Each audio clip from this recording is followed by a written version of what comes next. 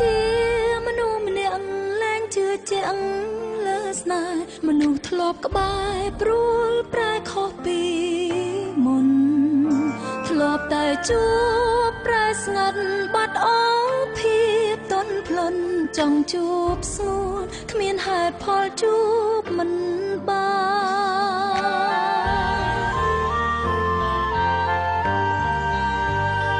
ទូរស័ព្ទបងអស់ថ្ម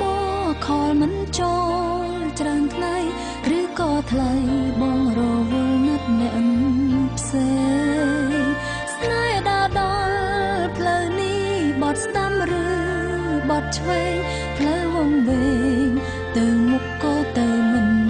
ដល់បើទូរស័ព្ទអងថ្មក៏អាចសាងថ្មពេញអស់ចិត្តវិញគ្មានអ្វីស្រោចស្រង់វិញបានតើអស់ចិត្តឬអស់ថ្មចង់បន្តឬបញ្ចប់គួរបញ្ចប់តួនអូនមិនសូវស្អប់បងតើអស់ថ្ម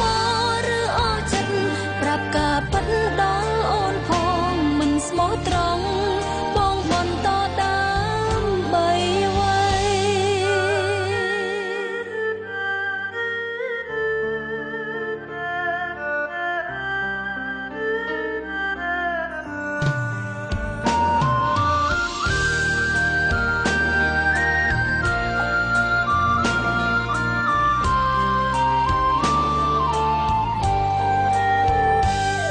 ខ្លាយជា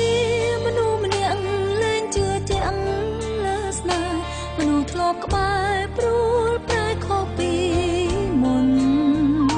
ធ្លាប់តែជួ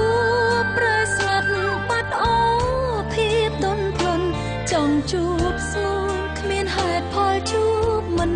បាន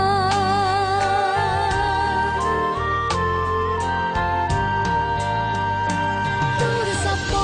ងអស់ថ្មខលមិនចូលច្រើនថ្ងៃឬក៏ថ្លៃបងរវល់ណាត់អ្នកផ្សេងស្នេហ៍ដើរដល់ផ្លូវនេះបត់ស្ដាំឬបត់ឆ្វេងផ្លូវវង្វេងទៅមុខក៏ទៅមិនដល់បើទូរស័ព្ទអងថ្មក៏អាចសាងថ្មពេញ